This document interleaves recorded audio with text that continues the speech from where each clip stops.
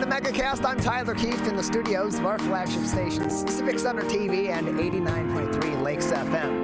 You can join us on TV on Comcast Channel 15 and AT&T Channel 99, in addition to Civic Center TV on City Cable 15 of Southfield, as well as on Birmingham Area Municipal Access, serving a number of different communities, including, of course, Southfield, Birmingham, Bloomfield Hills, and Bloomfield Township.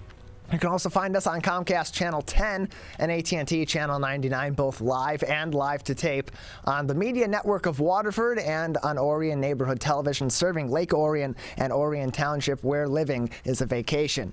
Join us on the radio on 88.1 WBFH, the BIF. That is a service of the Bloomfield Hills School District, serving Bloomfield Hills, Bloomfield Township, and Troy, down there on 88.1 FM. Join us online in a number of different places, starting off with our social media on Facebook, facebook.com/CivicCenterTV15 and facebook.com/LakesFM. While you're there, give us a like and keep up to date with everything that we're doing in the community, all the stories that we're covering, different events that we'll be covering live, as well as other live programming, such as you watched just before us here, the live version of The Splash, Monday through Friday at 9:30 a.m. You can also join us on our website, CivicCenterTV.com. Just click on our Watch Live link. That's going to be in one of two places. If you're viewing us on your computer browser, then that's just going to be at the top of the page, second from the right in between On Demand and the ever-famous Carryout Club. Go ahead and click on our Watch Live link, and you'll be able to watch us live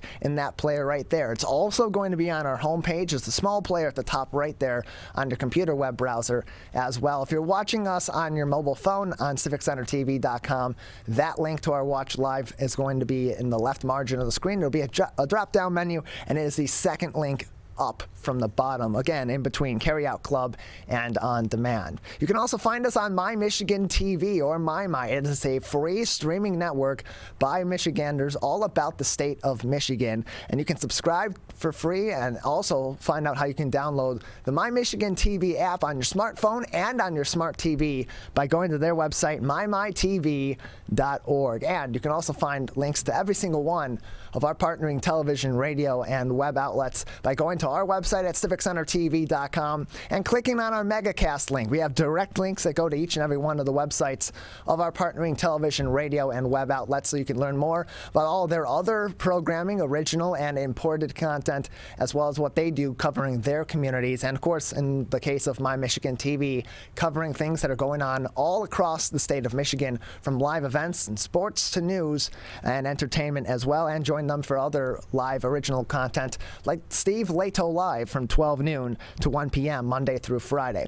You can also go to our website, CivicCenterTV.com, and click on our coronavirus link. Very important that you do this, and I encourage you to do it often because, of course, we have new information coming in all the time about the COVID-19 pandemic and the number of different ways that this pandemic and this virus continues to affect us all across the state of Michigan, all across the U.S.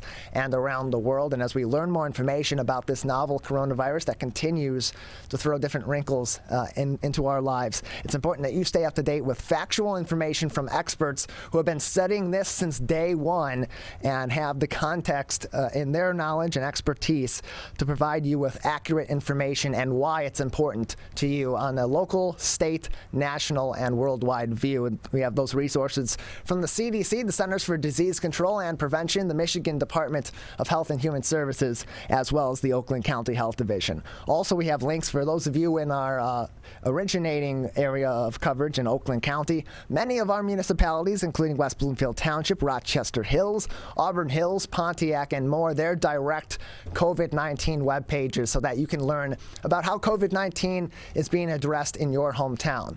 One city versus another may be operating differently because of the pandemic, taking different precautions, having different requirements in place. And so if you want to learn about how that's going down in your hometown or in a neighboring city or somewhere that you're visiting for one reason or another, you can do that by clicking on any one of those municipalities' links on our website at CivicCenterTV.com/coronavirus and get more information. In addition, we scour journalistic outlets all across the state of Michigan every morning before our shows here in order to keep you up to date on the coronavirus front, of course, but also on other stories that are critical and affecting the state of Michigan every single day when we do our live shows. All those articles we post, we get from different outlets all across the state of Michigan. We summarize them on our webpage there, give you a little bit of what's in that article direct from that source, and of course we link directly to those articles so that you can read them in full, and we highly encourage you to subscribe to many of these publications,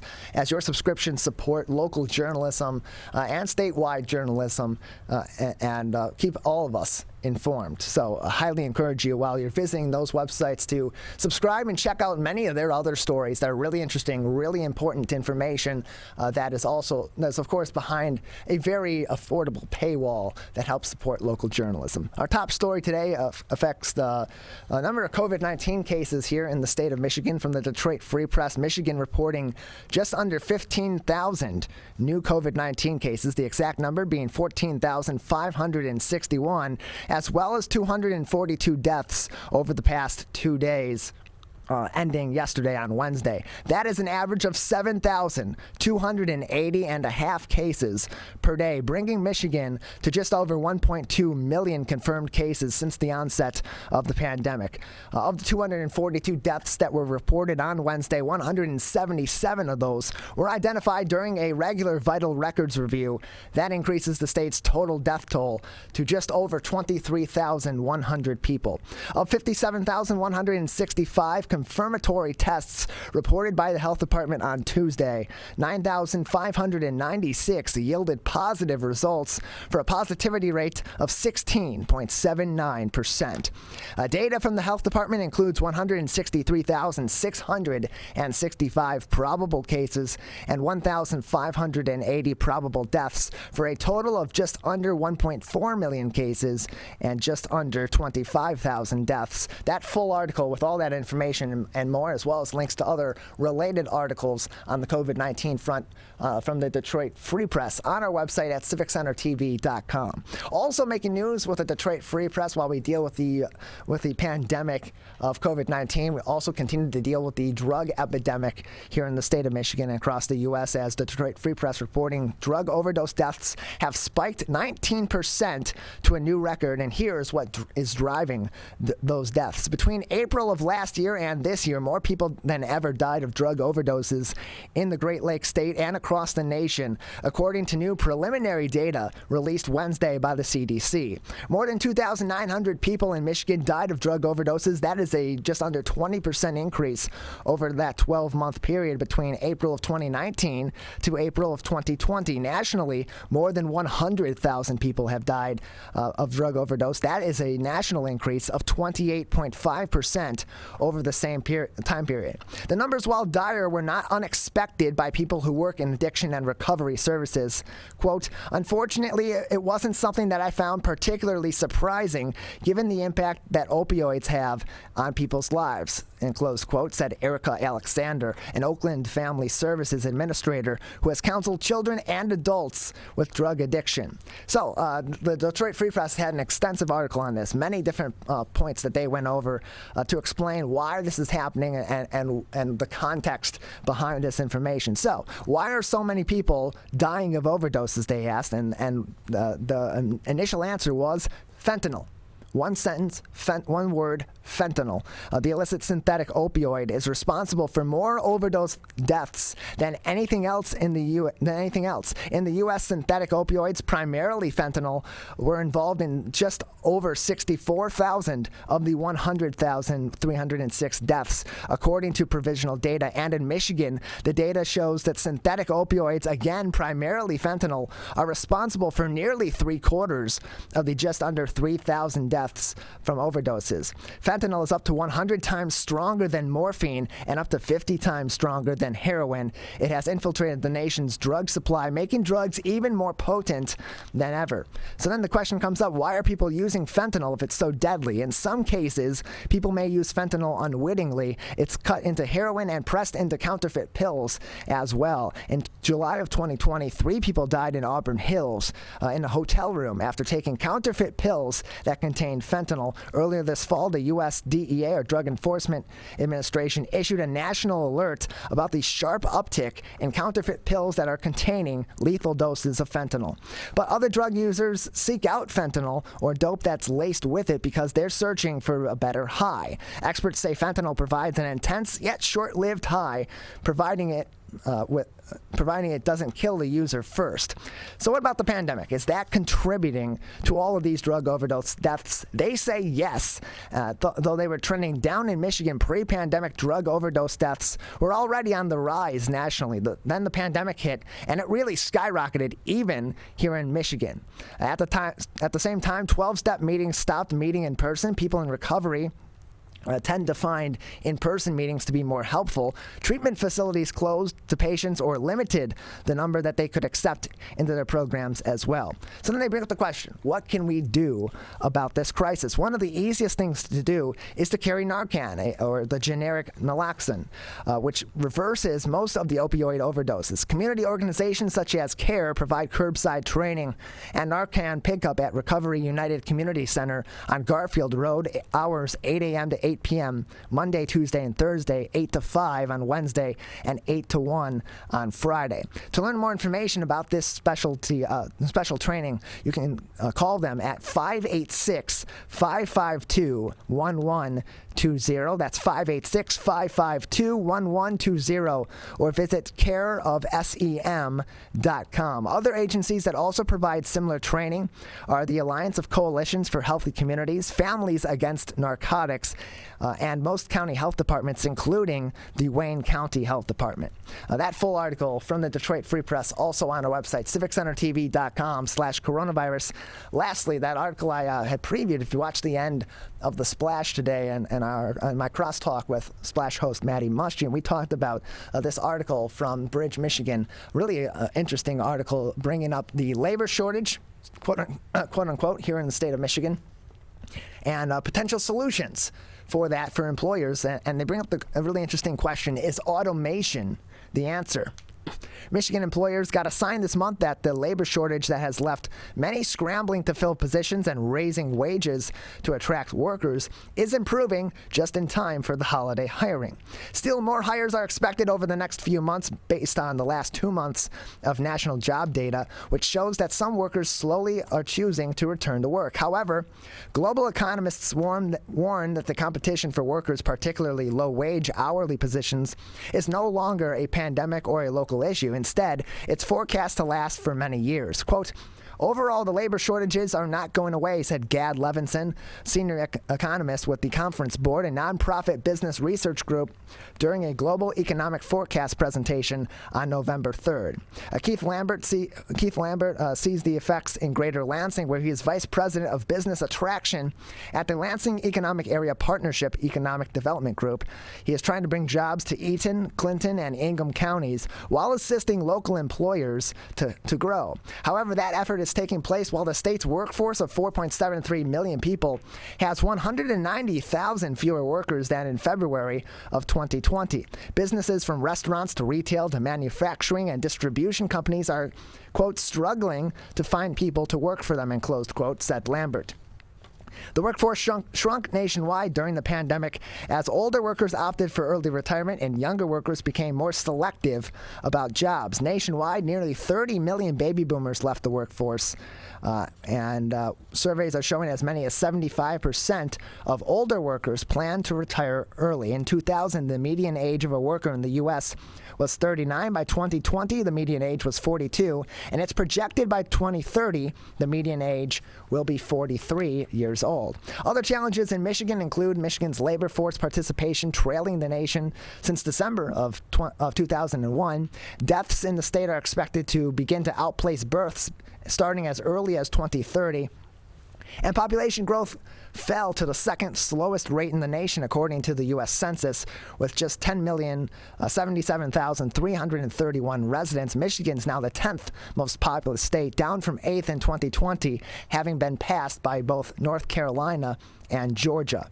State officials are already focusing on quote-unquote upskilling the existing workforce and to remain competitive, Michigan small manufacturers are saying they should invest in Industry 4.0 automation and increasing flexibility for their workers, urged Tom Kelly, CEO of Automation Alley, who we've had here on the Megacast several times, where he has made the same sentiment and gave very interesting reasons why Industry 4.0 or automation being incorporated into more businesses may be beneficial to those businesses and not only help to counteract labor shortages, but also assist workers in being able to have more flexible hours as well. Really interesting article from Bridge, Michigan. I highly encourage you to read that in full to get more insight on the quote-unquote labor shortage that's been afflicting businesses all throughout the state of Michigan and across the U.S. by going to our website at civiccentertv.com/coronavirus. We have a great show ahead of you today. Coming up next, I'll be joined by C. Scott Lovejoy once again. He is the owner of Back to the Past Collectibles. He'll be joining us to talk about their giant-size comic auction that is coming up on Saturday, November 27th at 6 p.m. At 10:40, Dr. Manu Malhotra will join us. He is the Chief Medical Officer over at Henry Ford West Bloomfield Hospital. At 11 o'clock, we'll be joined by Rebecca Waldron. She is the Executive Chef over at Bush's Fresh Food Market, talking about some of their holiday selections and giving us some insight into how that independent grocery chain runs their deli department and their food order department as well. At 11:20, Terri Stearn, the founder of Detroit Fine Arts Appraisals, will join us, and then we'll cap off the show talking about mental health with the Director of Admissions and Programs at Rose Hill Center, one of the nation's leading long-term mental health facilities, licensed social worker Kelli Waite, who is, of course, their Director of Admissions and Programs, will join us on the show. That is all coming up next. You are watching and listening to the Megacast. Whether you're the city, the county, or the Huron River Watershed Council. As partners working together to protect our water resources, we agree. Pet waste is the source of harmful bacteria in the Huron River. When it's left on the ground, it can wash into the storm drains. These lead directly to our streams. No filters, no treatment. Here's one thing we know that can help keep our water clean. Pick up pet waste and trash it. Pick up pet waste and trash it. So pick up pet waste and trash it. There's one water, and it's ours to protect. Who is struggling right now? I am. My son is. Many are struggling with anxiety, depression, and substance use. Before it becomes a crisis, reach out to MyCal, the Michigan Crisis and Access Line for free confidential support 24/7. Available in the Upper Peninsula and Oakland County. Just call or text 1-844-44-MyCal or chat online at michigan.gov/MyCal. A message from the Michigan Department of Health and Human Services. Motorcyclists are hard to see. To keep everyone safer, it's important to always look for them and know where most crashes occur. 84% of motorcycle and vehicle crashes happen on streets, not highways. And most crashes with motorcyclists occur when vehicle drivers are turning left. So before turning, especially to the left, make sure you look for motorcyclists.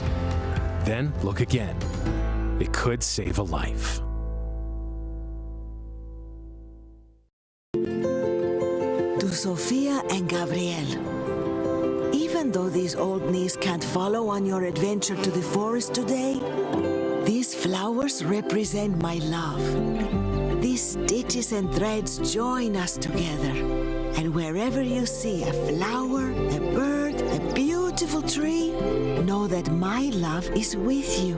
Make the forest part of your story at a park near you. Find one at discovertheforest.org.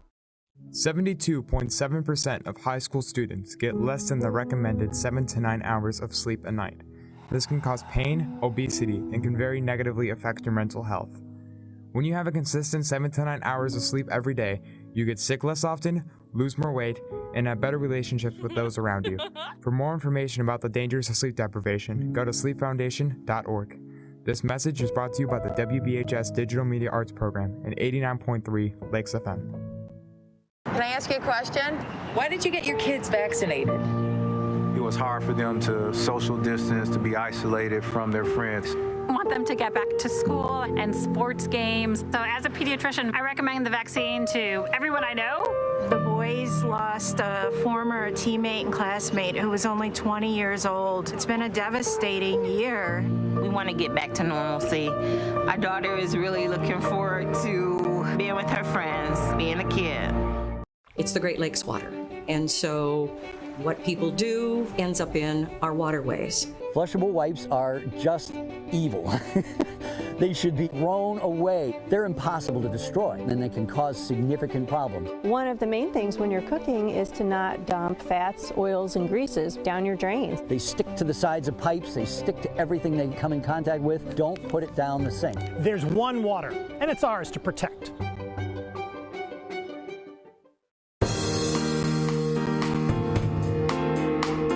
Welcome back to the Megacast. I'm Tyler Keefe, alongside our studio producer and board operator Calvin Brown in our studios in West Bloomfield Township, although we're broadcasting all throughout the state of Michigan on places like My Michigan TV, and you can learn more information about everywhere that we're broadcasting and find us on demand, both our full episodes and every interview, by going to civiccentertv.com and clicking on our Megacast link. Joining us once again is C. Scott Lovejoy. He is the owner of Back to the Past Collectibles. They got a really interesting event coming up on Saturday, November 27th. That's a Saturday after the Thanksgiving holiday at 6 o'clock. Giant Size Comics Auction is that event, and it's coming up in just a couple of weeks. Scott, thanks for being back with us again. Hi, Tyler. Glad to be back. Yeah, so tell us a little bit about the Giant Size Comics Auction. What can people potentially find there that may be of interest to them? Well, this is an exciting collection because there's a lot of key books, unusual finds, things that are in very high grade. So it's just a great combination of interesting things, kind of depending on what you're into. We have Marvel and DC, from X-Men to Batman, a lot of modern stuff in there, a lot of independent books as well. Here's a great example of one of the lots we've got. This is a, let me make sure there's no glare on there. This is a giant size X-Men #1. This came out in 1975, and it was in a period where the original X-Men series from the Silver Age was kind of on life support, and there wasn't a whole lot of interest in that original group. So Len Wein and Dave Cockrum got together and said, let's try this new team. And so this was the first place you would have seen Wolverine, Colossus, Nightcrawler, kind of what we would consider the core X-Men group. This is where that team came from. So this was that first appearance.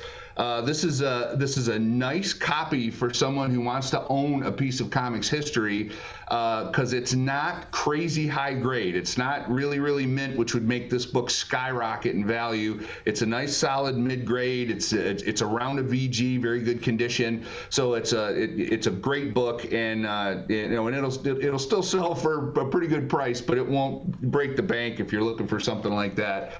Another one that Marvel fans really get excited about is this Amazing Spider-Man #129. It's the first appearance of the Punisher.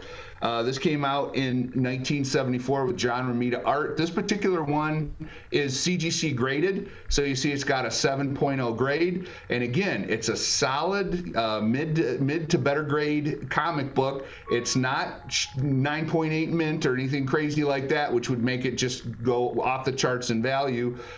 So it's going to sell for a solid price, and it's something that a collector could get in on. But not to leave the DC fans out.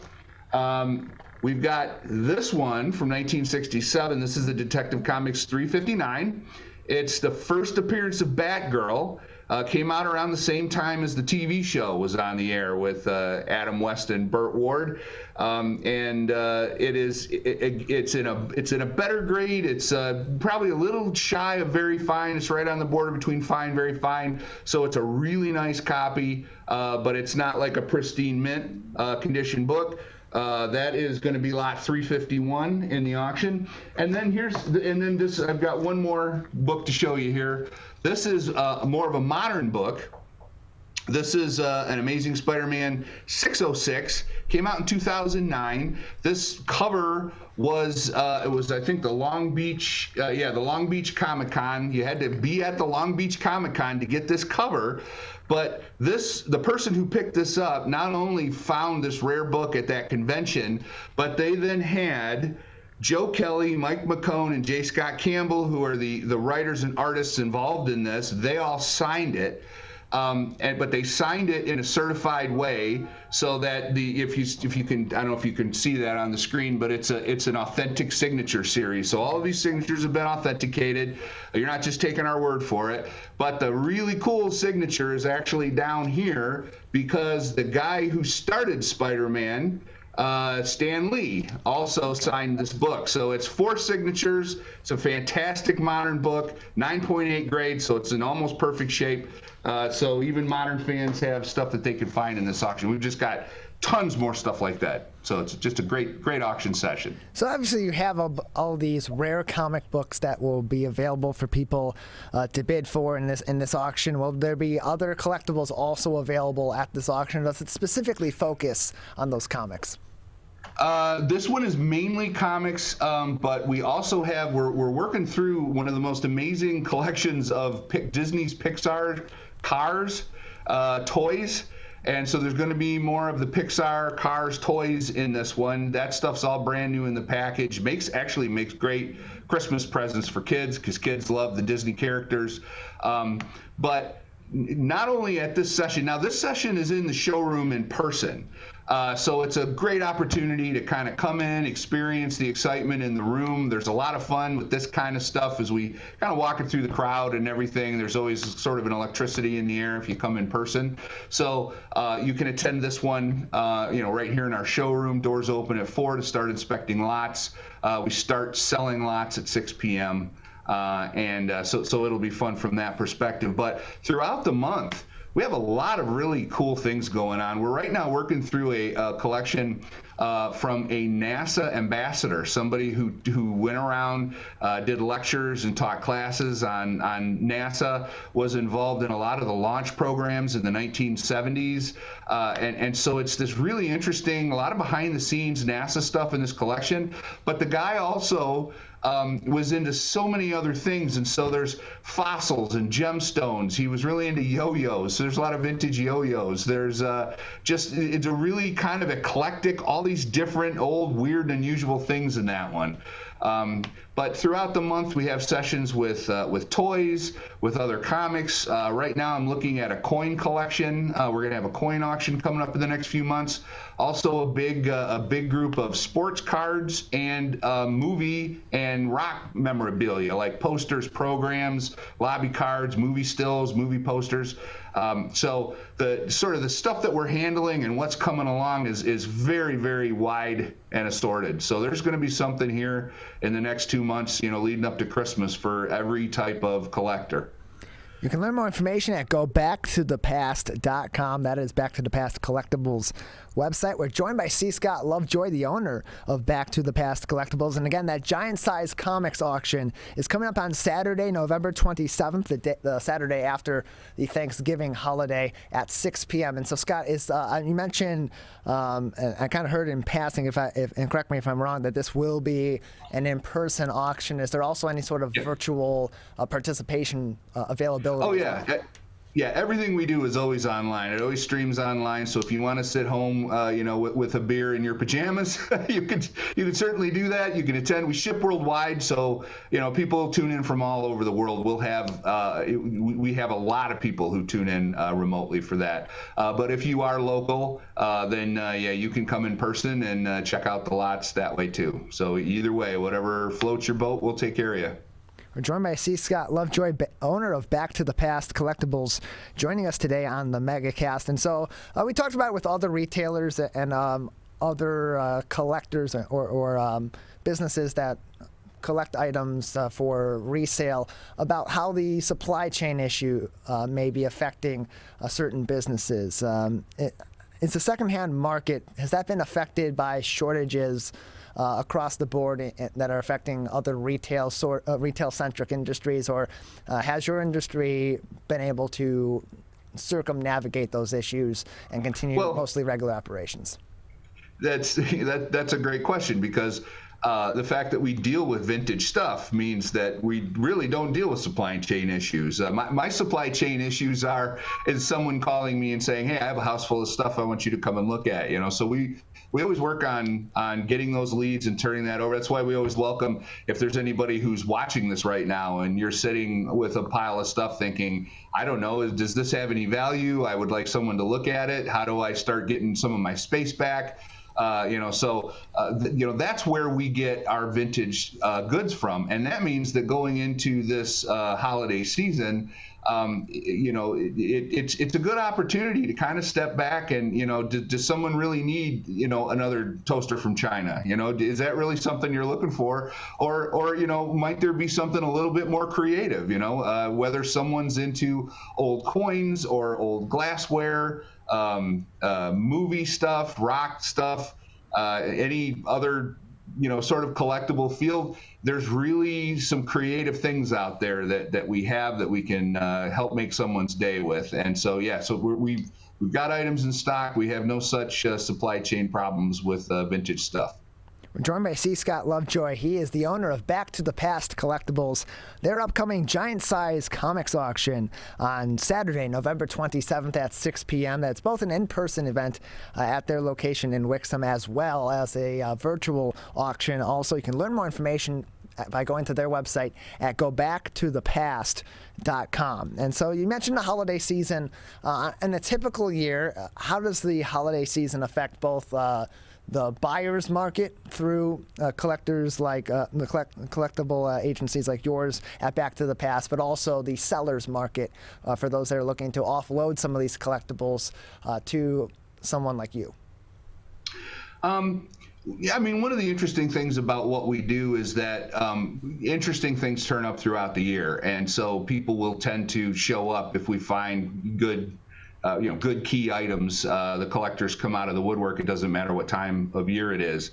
But going into the holiday season, things do pick up because other people are looking for gifts and they're trying to find something unusual that you maybe can't just walk into a new item store and find. But we do get more calls around this time of year from people who have older items and they're looking to maybe get some cash so they have money to spend on things going into the Christmas season. So we've had an uptick in the collections that we're looking at, people bringing things into the store for us to look at. That's definitely something that happens a little bit more around this time of year, and we're prepared to handle that. But to go back to your right before you went to break, you were talking about the so-called labor shortage. We are looking to hire because we need more hands to help us research items, list things for sale, sort catalogs, work on customer service issues, and help people through the process of are there items worth money, and what can we do to bring them to market? So if there's anybody who's watching this right now who is interested in getting into something like this, you're curious about it, or you have experience, we are definitely looking for talent, and we're ready to put you on the team so you can help us out. Well, Scott, we thank you for joining us today. Just another few minutes before we'll say goodbye. Anything else at this time that would be interesting or important for our audience to know about what's going on over at Back to the Past Collectibles? Well, just the fact that we're handling a really wide variety of collections. As I mentioned, I'm in the midst of looking at a coin collection, which I don't know if that would make it in before the end of the year. That probably is going to be a first quarter 2022. But in addition to that, we're looking at a sports card collection, sports memorabilia, a lot of autographs in that one, a lot of key names, interesting players, and then a rock and roll and movie paper auction, which would be related to posters, cards, stills, lots of different rock programs from concerts, old T-shirts, actually vintage T-shirts from old rock concerts. Some really neat items coming up in that group. So sometimes if people look at what we do, a lot of what we do is handle comic books, and we are really good at that. So hey, if you've got a comics collection, we're the place to check. But we handle a really wide variety of collectible items. The only stuff we really don't get into is furniture or glassware, lamps, general household antiques. We don't really handle. But just about anything else that's an old, dusty, vintage collectible item, we definitely want to see it, and we will travel to come and take a look.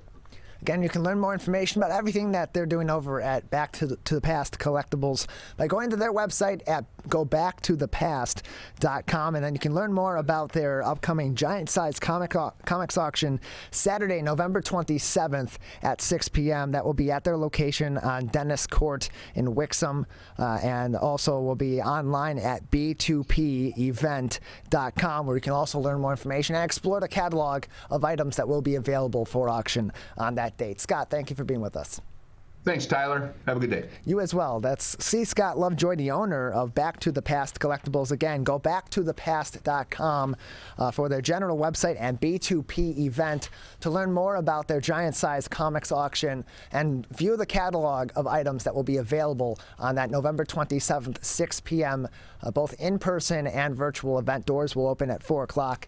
On that day as well. We're going to take a quick break. On the other side, we will shift back to the COVID-19 front and talk about the significant spike in COVID-19 cases, with Michigan now leading the U.S. in the uprise of COVID cases, as well as how this is affecting hospitalization of children, the vaccine availability for kids 5 to 11 years old and more. Dr. Manu Malhotra will join us. He is the Chief Medical Officer over at Henry Ford West Bloomfield Hospital, and he'll be with us next on the Megacast. You're watching and listening on our family of stations. We may come from different organizations, but we work together to protect the Huron River for everyone. Neighborhood storm drains carry water directly to local creeks and streams. No filters, no treatment. Storm drains also help reduce street flooding when it rains. So clearing storm drains and the areas nearby of trash and leaves helps keep them for rain only. It is easy to do your part by adopting a storm drain. Find a storm drain, check it, and clear it every month. So keep storm drains for rain only. There's one water, and it's ours to protect. If you are struggling to afford your internet bills during the pandemic, there's a temporary government program that may be able to help. It's called the Emergency Broadband Benefit, and it provides up to a $50 monthly discount on your broadband bill to qualifying households. Find more information about the program, including if you qualify and how to enroll, at fcc.gov/broadbandbenefit, or call toll-free at 833-511-0311. A public service announcement from 89.3 Lakes FM. We as Michiganders feel connected to this resource in a way that I think is really powerful. Conservation starts with a caring, committed community. For me, it's peaceful to have a relationship with the river. Every single one of us has a role to make sure that those waterways stay safe and healthy, being careful about what goes down the storm drain. Just even eliminating some of your single-use plastic makes a difference. There's one water, and it's ours to protect.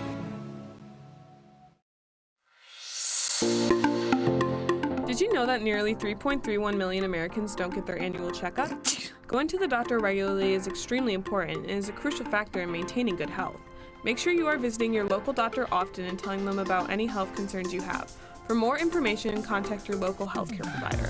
This message is brought to you by WBHS Digital Media Arts Program and 89.3 Lakes FM.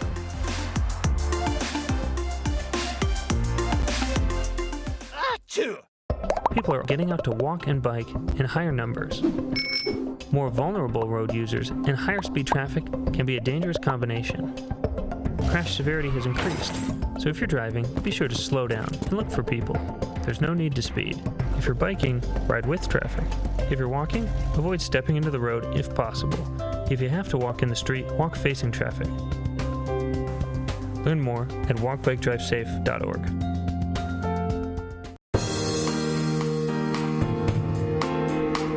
back to the Megacast. I'm Tyler Kieft in our studios in West Bloomfield Township, although we're broadcasting all throughout the state of Michigan. Learn more information about our show and view us on demand on your own time. If you're just joining us and missed our first interview, or if you have to leave during part of this interview but want to get this information, I highly encourage you to do that as well. It's a very important subject matter that we have coming up in this next discussion. You can join us on our website on demand at civiccentertv.com/megacast. Joining us now is Dr. Manu Malhotra. He is the Chief Medical Officer over at Henry Ford West Bloomfield Hospital. Back with us once again. Doctor, thank you for being with us. Hey, Tyler, thanks for having me. Appreciate it. And like I said, very important subject matter right now is Michigan concerningly now leading the nation in new COVID-19 cases. We've heard in recent weeks from other hospital systems about their growing concerns regarding the caseloads and the hospitalizations in the state of Michigan with this current spike. And it's been staggering numbers. We just had an article this morning about the COVID-19 cases updates from the Department of Health and Human Services, where in the last 2-day period ending yesterday, an average of just over 7,200 cases per day, just under 7,300 cases per day on average. How concerned are our health systems locally, particularly at Henry Ford West Bloomfield, but in general Henry Ford Health System, about the challenges that may arise because of this significant spike in cases?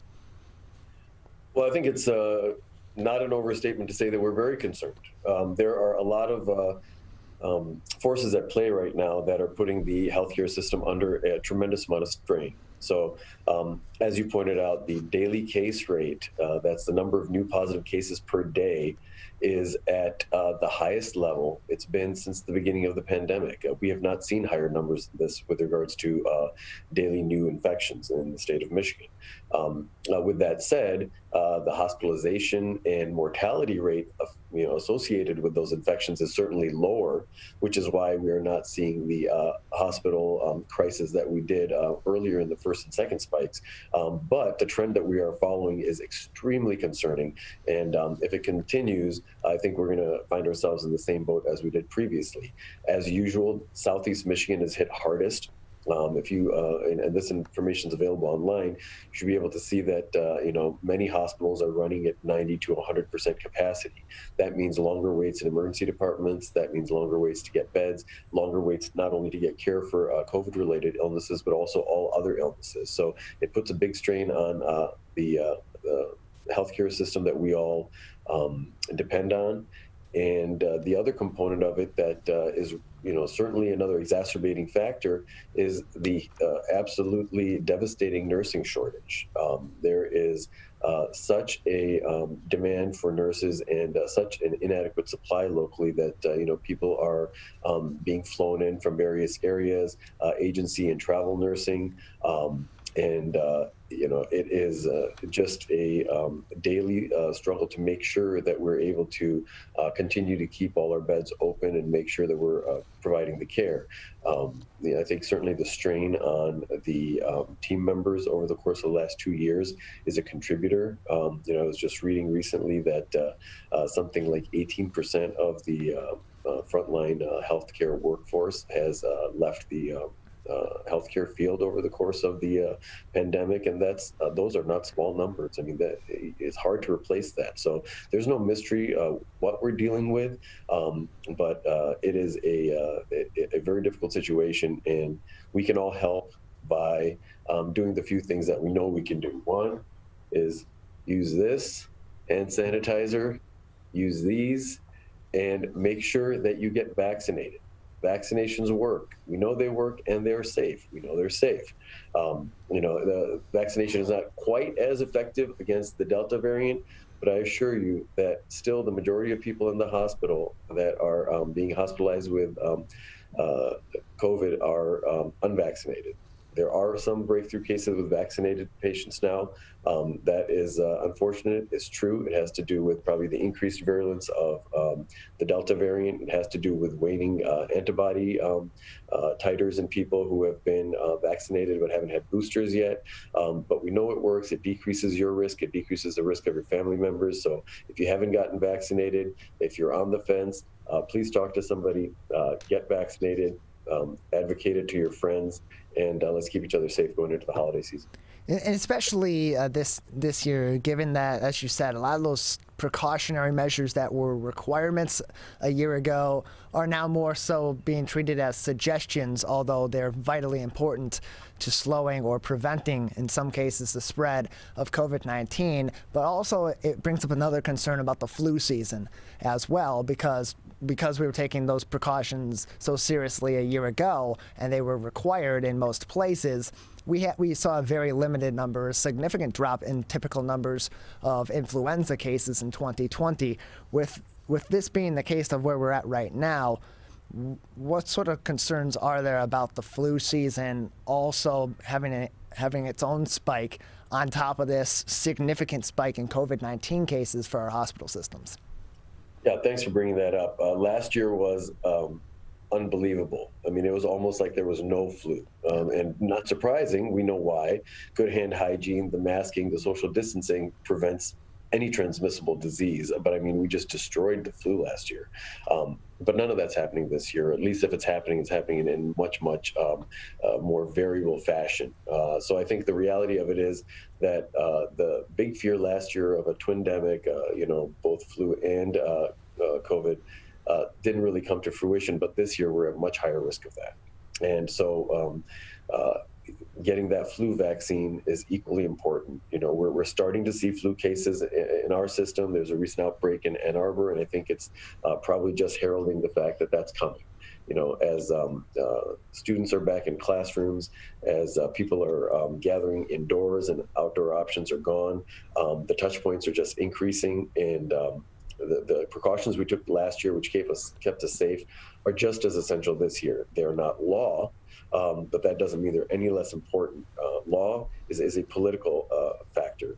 Our safety and quality is a scientific one. And as people make decisions about how to spend their Thanksgivings and other holidays as we move towards the end of the year, I think I would highly recommend that people make good choices. That doesn't mean that this is a binary choice. No, we have to, socially distance. We can't see our families. Let's do that. Let's do it responsibly. Let's think about it. If we're sick, if we're coughing or sneezing, the best way to tell your family you love them is by staying home and not exposing them. If you're with a group and your family, everybody's vaccinated and you're wearing masks, you're at one end of the spectrum of risk. If you're hanging out with a group that's multifamily, not vaccinated, no masks, indoor, no ventilation, you're at a very different risk profile. So I think we can make some really calculated choices to put ourselves in a safer position where we can still continue to interact with each other, still have the social benefits and enjoyment of the season, but not put ourselves at undue risk or end up putting ourselves in a situation where we lose family members.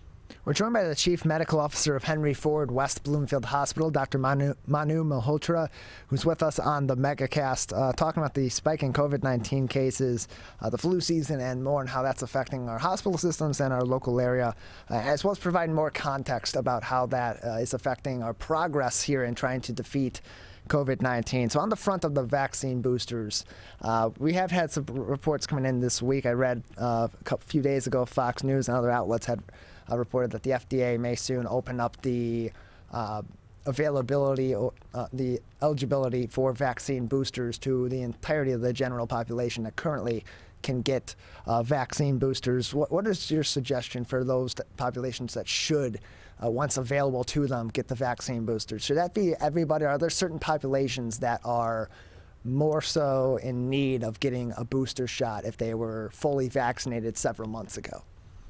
Yeah, I think, the facts that we're beginning to learn are that the level of protection does wane more or less across the board for everyone. It's certainly people who are immunocompromised, whose immune systems are not at a normal level, compromised because of either disease or because of treatments, are at a higher risk and probably need to make sure that they're getting those boosters. The elderly, people who are at higher risk of exposure, healthcare workers, these are folks that have been recommended to get the booster, and I highly recommend that people do that. Now, getting back to this idea of risk of exposure, the risk of exposure in Michigan is getting to be astronomical. I mean, our positivity rate when we test in the hospital, has reached as high as 20%. That means 20% of the tests that we run are coming up positive. And that's not just all symptomatic people. There's also some folks that aren't symptomatic rolled in there too. So, pretty disturbing statistic to know that there's that much community spread of COVID right now. So I would say, and I believe that the governor just recently made a statement or is about to, that anybody that is eligible for a vaccine should get the booster. And I would second that notion that it's time to bump up our immune response again. That may be one of the contributors to why COVID is getting such a strong hold on this new wave. We're joined by Dr. Manu Malhotra. He is the Chief Medical Officer at Henry Ford West Bloomfield Hospital, joining us today on the Megacast. We got an interesting and frankly another concerning article from the Detroit Free Press that was posted this morning, written by Kristen Shamus of the Free Press, talking about the Michigan kids being hospitalized more frequently with COVID-19. It's nearing its peak. I mean, its peak was 71. That was set back on April 20th of this year, but yet we've seen recently a 54% increase in child hospitalizations with COVID-19 just since November 3rd, just in a matter of a little bit over 2 weeks. With vaccine availability being there for most children 5 years of age and up, although most children are not generally in a position where they would be hospitalized with COVID-19 should they contract it, how important is it for us to get our children, especially those 5 to 11 years old now that are eligible for the Pfizer and BioNTech vaccine, to get them vaccinated as well as our adults? Yeah, thank you for asking. I just had my 5-year-old and 8-year-old vaccinated as soon as it became available. This is a very important step in not only keeping your children safe, but keeping your families and our community safe. Okay, so not surprisingly, as kids went back to face-to-face learning, those infection rates went up. That does not shock us.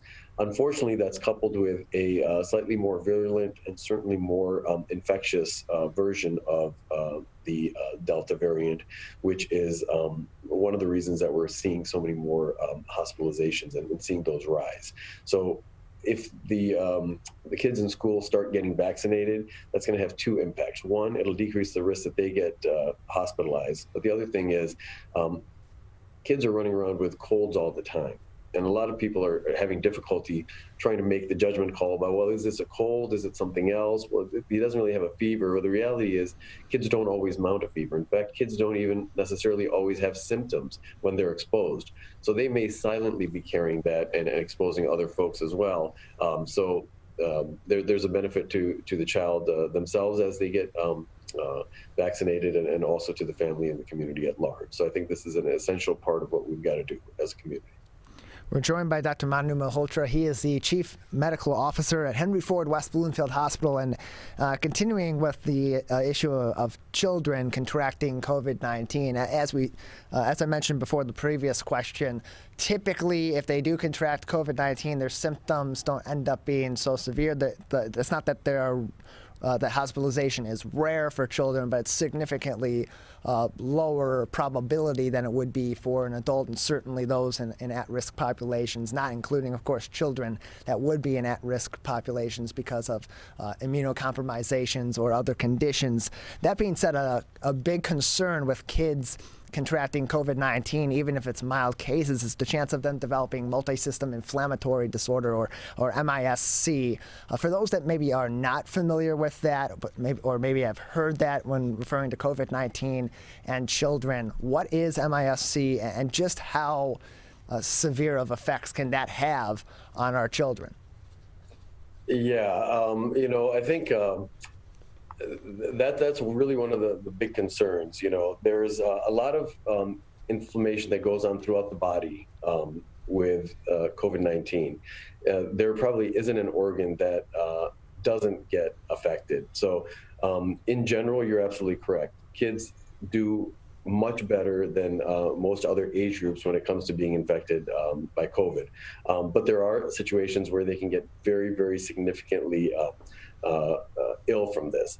And, in addition to just getting fevers, you can think about every part of the body being involved in inflammation, whether it's the heart, lungs, kidneys, brains, the GI tract, whatever the case.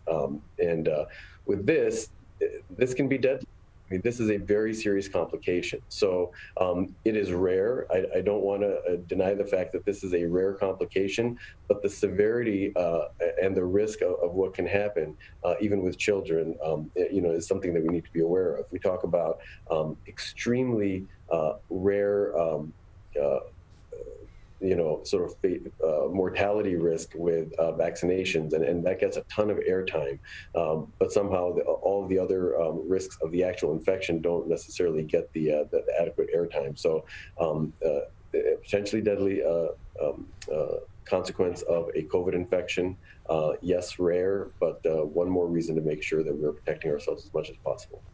You're listening to the Megacast on your radio homes for the show, 89.3 WBLD Orchard Lake and 88.1 WBFH Bloomfield Hills. Joining us right now is Dr. Manu Malhotra. He is the Chief Medical Officer over at Henry Ford, West Bloomfield, Michigan, joining us talking about the spike in COVID-19 cases, a severe spike in COVID-19 cases, and the ways that's affecting us on multiple fronts here in the state of Michigan. Dr. Malhotra, just another few minutes with you before we'll say goodbye today. At this moment in time, any other critical information on the COVID front or on other areas of health that people should be focused on or should be aware of at this time? I always say, as a reminder, despite the fact that we are in a pandemic and that we're dealing with spikes, that doesn't nullify the need to continue with our health maintenance and dealing with other chronic issues. People who are diabetics, people who have high blood pressure, people who have ongoing issues like cancer, they need to make sure that they're getting their care. And we have gotten very good at being able to safely provide care in the hospital. Despite the fact that we're caring for COVID patients, there is no cross-contamination. Healthcare workers are not going home sick, catching COVID. So that part of it we've gotten down. So please make sure that you're caring for the rest of your health. Beyond that, the primary thing I would say is please get vaccinated, get the booster when it's available to you, get your kids vaccinated, make some very, very good choices so that you can have a happy holiday season, that you can enjoy it with your family, but you're not putting undue risk into the equation. And, with the right sort of distancing, masking, and small groups, I think that we can do this. We've got to work together. It shouldn't be a bad word of what can we do to make things better for our community. We've got to come together and do this so we can get out of this together. One person can't do it, and unless everybody's in it together, we're going to be in for a very long run. Well, Dr. Malhotra, we thank you very much for joining us, giving us some more context on this current spike of COVID-19, what we can do for the holidays, our vaccine boosters, and more. Thanks for having me. Appreciate it. You can learn more information and get in contact with Henry Ford Health System with any questions you may have on the COVID-19 front or for other health concerns as well by visiting their website at henryford.com. We're going to take a quick break. On the other side, we will be joined by Bush's Fresh Food Market's executive chef, Rebecca Waldron, on the Megacast. We'll be back in just a few minutes. You're watching and listening on our family of TV, radio, and other media outlets. Parents do a lot of worrying. Get your kids caught up on childhood vaccines to protect them from these 14 preventable diseases, and you'll have 14 fewer things to worry about. Vaccines are safe and effective and save lives. So let's get caught up on vaccines and worry about something else. Get the facts at ivaccinate.org. We may come from different organizations, but we work together to protect the Huron River for everyone. Most of the pollution that goes into our rivers is carried by rainwater that flows off of roads, parking lots, and rooftops. The leaves and bark of a single tree can retain a surprising amount of rainwater. Depending on its size and species, it could be 100 gallons or more. It is estimated that an urban forest can reduce annual runoff by up to 7%. Here's one thing that we know can help keep our water clean. Plant a tree. Plant a tree. Plant a tree. There's one water, and it's ours to protect.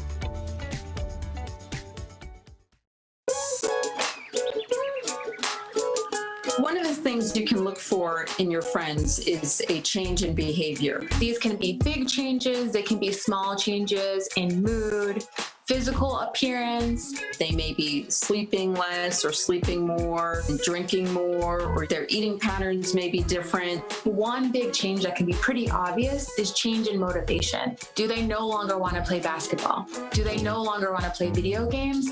Now that we're spending more time online and in virtual settings, it's really important to pay attention to the language that your friend is using and the words they're using to communicate. So when we text our friends, are they taking longer amounts of time to respond? Are they not responding at all? You don't have to be an expert to try to recognize these signs. The second that you feel it in your gut and that you're concerned, that's the second to have the conversation and open the door to what might be going on. Whatever gets you talking.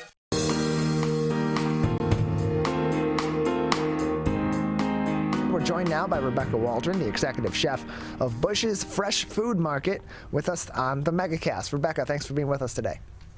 My pleasure. Good morning. Appreciate having you on. So what are the duties of the executive chef of a grocery chain?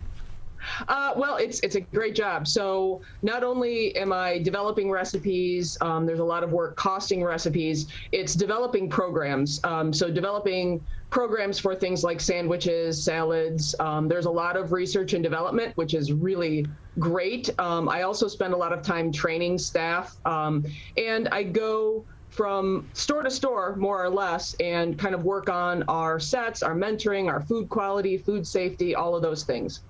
We're joined by Rebecca Waldron, executive chef of Bush's Fresh Food Market, joining us on the Megacast. And so what brought you to Bush's Fresh Food Market? What's your background in the culinary industry that ultimately led up to you taking this really interesting job that you're in?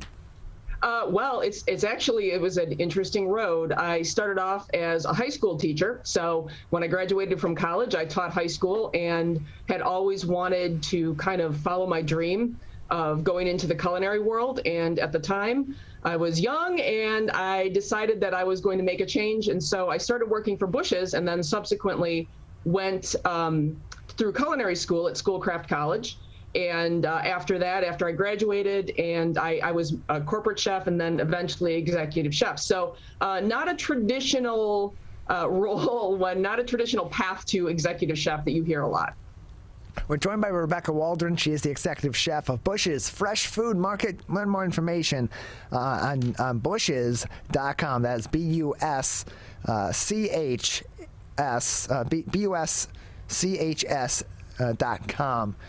To learn more about the chain. So you're promoting healthy holiday meals at this moment in time. That's the current campaign from you and from your team over at Bush's Fresh Food Market. Tell us about what's available at the market right now, or will be available as we approach the Thanksgiving holiday and the other holidays in December that may be more on the healthier side, but also on the tasty side. Well, I mean, we have tasty and we have healthy. So we have a lot of options. We have a turkey dinner, a pre-cooked, ready to reheat turkey dinner that serves 6 to 8 people. That's a 10-pound turkey. And there are some pretty traditional sides. So, sweet potatoes, mashed sweet potatoes, obviously. We have some mashed potatoes, we have gravy. So and stuffing, all of the things that you would consider part of a traditional turkey dinner. And we also have a turkey breast dinner for those who just want a smaller meal or who want to just eat the white meat. We have a breast meal. So there are a lot of options that you can go with those dinners that are more on the healthy side. Roasted potatoes, we have vegetables. So obviously it just depends on what crowd you're feeding and what your tastes are.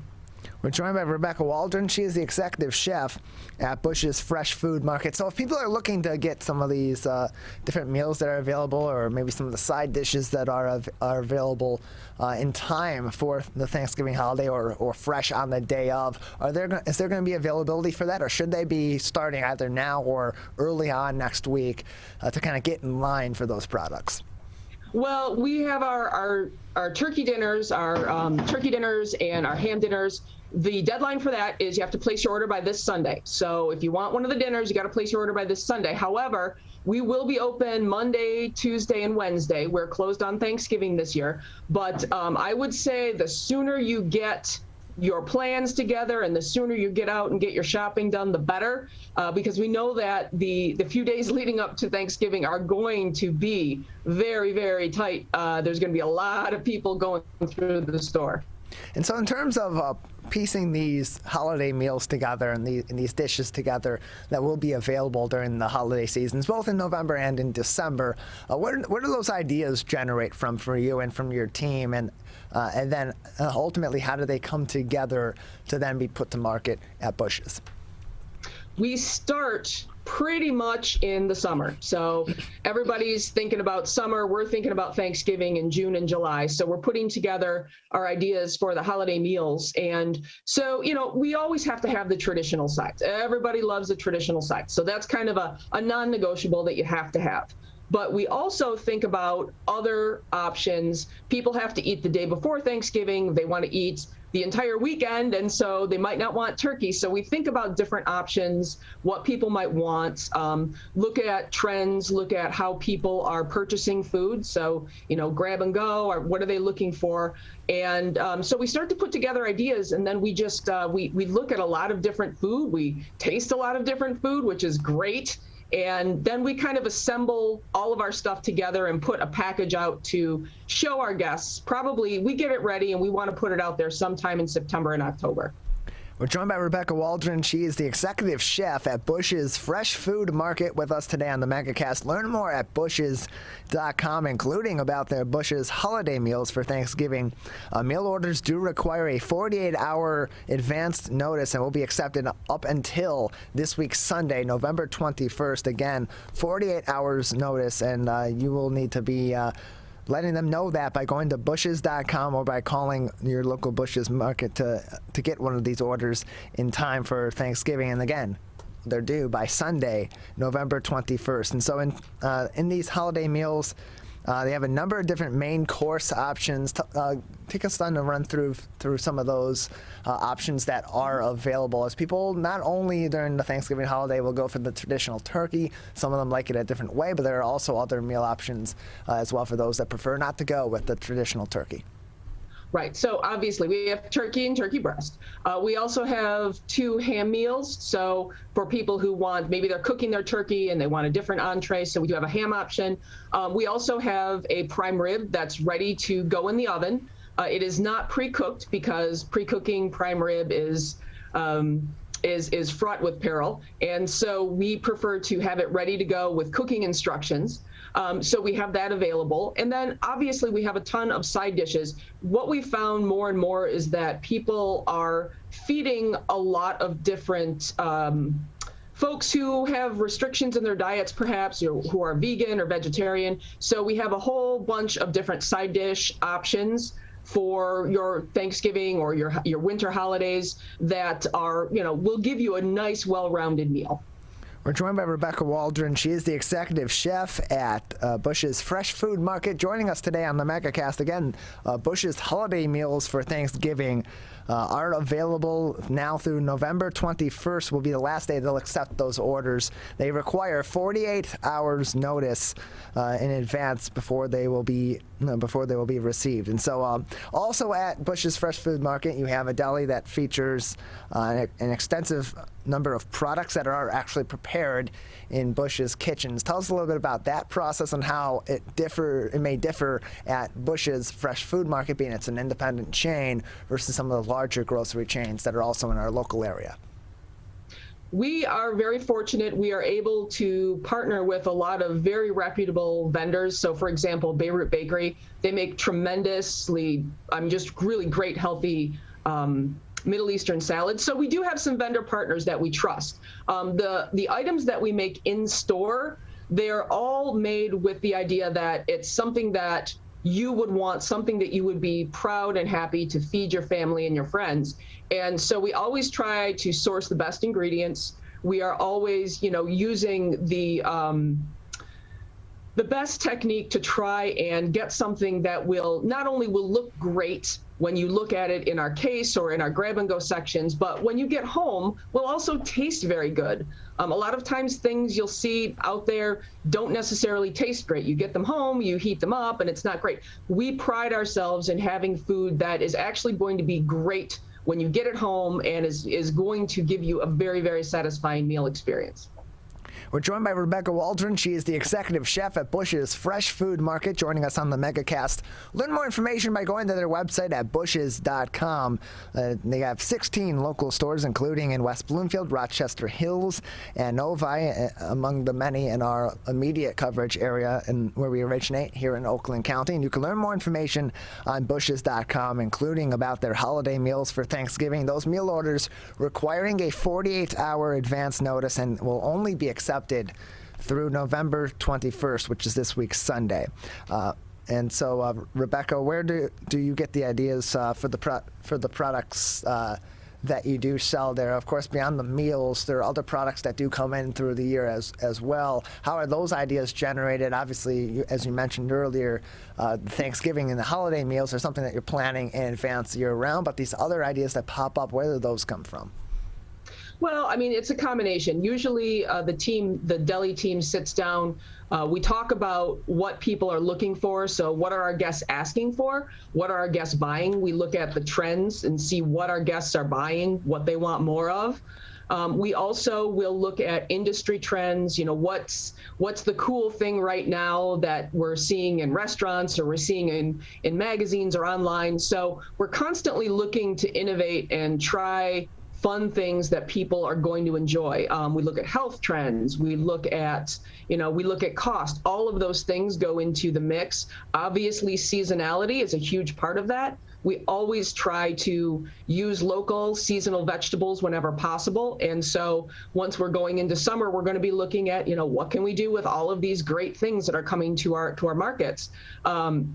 So really, it's a combination of things, and we create a lot of things. We have a lot of ideas, and then we just kind of make the recipes and taste them and kind of whittle it down to this core group of recipes that we come out with generally pretty seasonally. So you'll see something else coming out probably in January, something coming out in spring, summer, all year long. We're joined by Rebecca Waldron. She's the executive chef at Bush's Fresh Food Market with us on the Megacast.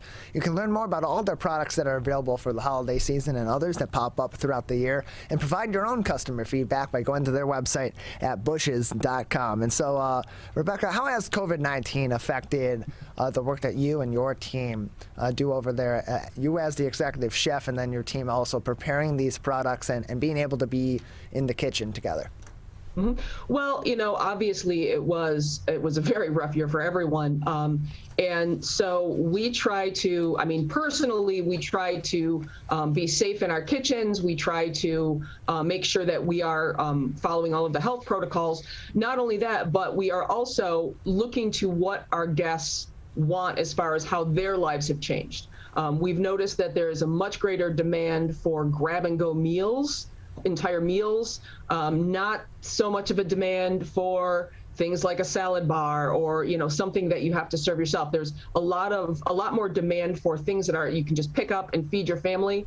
More people are staying home working, so we've had to kind of alter our programs. Maybe you're not getting sandwiches that you're taking to lunch. Maybe you want something else. So we've tried to really address what our guests are looking for and how their lives have changed, primarily to decide what we're putting out there and how we're going to market with everything. Well, Rebecca, thank you for joining us. We have a few more minutes before we'll say goodbye today. Anything else that would be interesting for our audience to know, or anything else that we haven't spoken about today that you'd like to discuss? Oh, it's really, the holidays are kind of the Super Bowl in the grocery store world. It's just, we know that it's going to be a great few days, and there's a lot of energy in our stores. So we really appreciate that. We really appreciate our guests. We really appreciate them being in our stores and shopping with us and making the choice to be there. And we love that. We love that energy. We want to make your holidays absolutely perfect this year. So, if there's anything that we can do, please feel free to ask our staff and our associates, because we're really excited about what's going to be coming in the next couple months. You can learn more on their website at bushes.com, where you can also learn more about how you can order their holiday meals coming up as well. And of course, again, those require 48 hours notice and are only going to be taken through Sunday, November 21st. That is this week's Sunday. Rebecca, thank you for joining us. My pleasure. Thank you. Have a great day.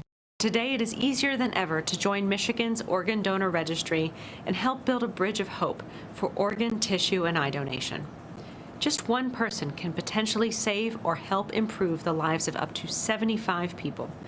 By joining, your legacy could be the gift of life. Sign up today at michigan.gov/SOS or at any of the more than 145 Secretary of State self-service stations located across Michigan. Be part of Michigan's Bridge of Hope by adding your name to the Organ Donor Registry. When times get dark, we can't see the help that's all around us. When you don't know where to turn, let 211 be your guiding light.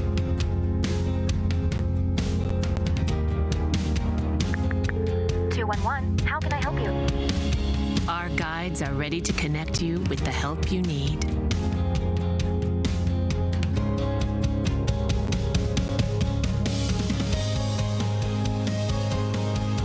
For help with food, healthcare, mental health, and other resources. Call 211 or visit 211.org. 211. Get connected, get help.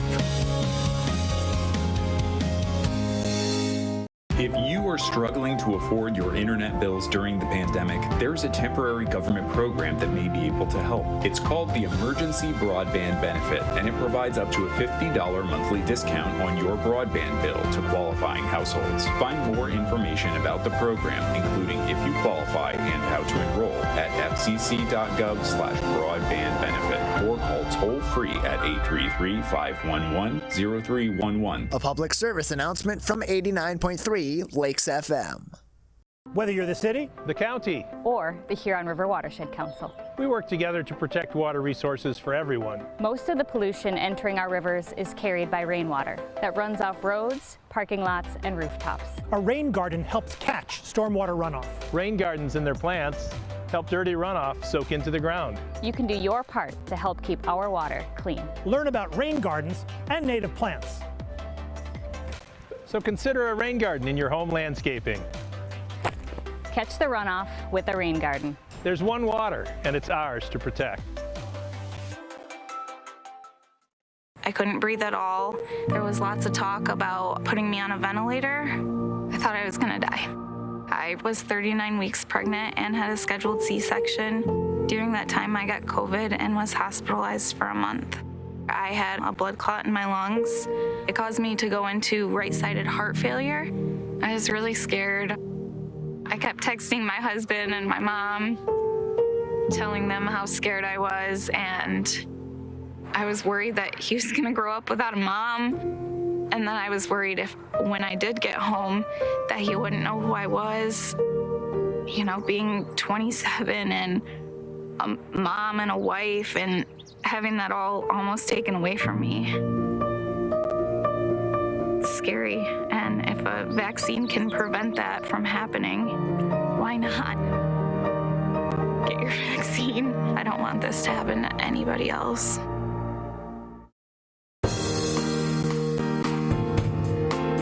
Welcome back to the Megacast. I'm Tyler Keith. Joining us now is Terri Stearn. She is the founder of Detroit Fine Arts Appraisal, with us on the Megacast. Terri, thank you for joining us today. Hi, thanks for having me. Appreciate it. So tell us a little bit about Detroit Fine Arts Appraisals and the services that you provide.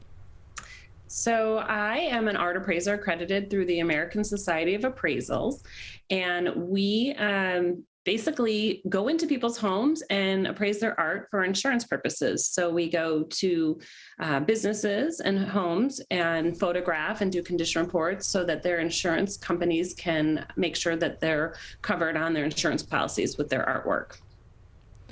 So who needs appraisals? You mentioned for insurance purposes, for homeowners insurance, that can be helpful. Then how often do people need to be getting their belongings, certainly their collectibles, reappraised to keep that information up to date? Sure. So typically an appraisal lasts 5 years. That's about how good the art market is right now. So maybe a piece that you had appraised 4 years ago has gone up in value. So what I do with my clients is after it does hit 5 years, I go and email them and call them and let them know that we should probably revisit what they have appraised. So who needs an appraisal is someone who has artwork that is, and I like to say, over $5,000 to $10,000 in value, because when you have a loss in your home, you have personal property coverage. So that includes everything in your kitchen, your clothes, your furniture. But if you have artwork that's expensive, it's going to take a lot of that policy away. So let's say a blanket policy of a typical home is $100,000, and you've got two pieces of art that are worth $25,000 each. So now you only have $25,000 to $50,000 left on your insurance if there's a fire and there's a full loss on your home. So really having the art appraised is a really smart idea. It's almost like jewelry. The difference between the jewelry appraisals and the art appraisals are jewelry leaves the home, so it's more expensive to appraise. The art never leaves the home. So usually with an art claim, it's either one piece that's broke, fell off the wall, somebody bumped it, somebody ruined it, or an entire loss of the whole entire house with the fire. There's not a lot of theft in art in homes.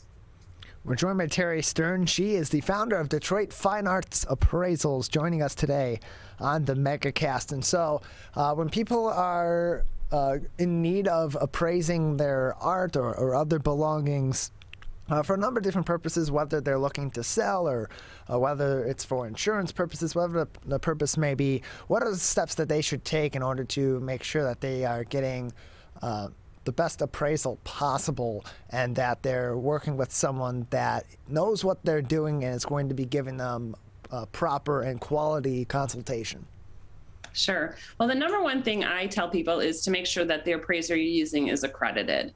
There's not a lot of accredited appraisers in the country for fine arts, maybe 400 to 800. Most of them are in New York and Los Angeles. But anybody can be an appraiser, so you need to be a little bit careful. The government does not think that it's necessary to have guidance right now on this. I'm hoping that changes. We actually are working with the Appraisal Foundation to see that changes, because it's important, because you want to make sure that your appraisals are done right. Often I'll go into homes where maybe the parent has passed away and the children are calling us in, and I see these old appraisals. Just this week it happened where it was a William de Kooning piece, and they credited the wrong title. And it makes a difference, because the title of the piece, there's two pieces with different titles, they had different value. Some of them had better value than the others. So it's a mistake. So I think the number one thing is to make sure that they're accredited through a appraisal society, American Society of Appraisals, or the International Society of Appraisals. One of those are really the best two.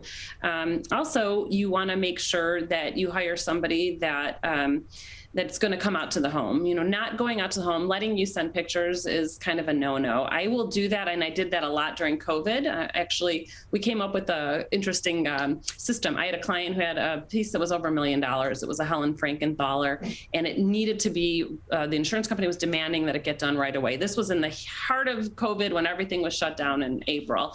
And so what I had the client do was I had them stand in front of the artwork with a newspaper with the date on it, and her husband took a picture of her with it. And that way we could document that the piece was in perfect condition, so that if there was, that my eyes weren't on it, that there was no issue if something were to happen with the piece.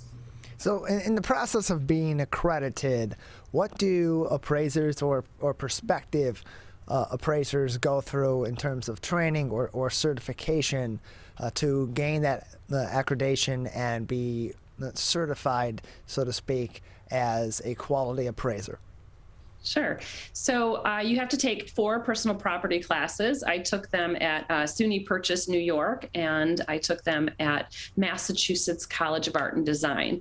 And they're week-long classes, and then you have to take an ethics exam. You have to take a USPAP exam, which is the United Standards of Professional Appraisal Practices, and then you have to take your personal property exam. And then once you have all the exams done, you have to turn in 2 reports, one fair market value and one that is insurance value.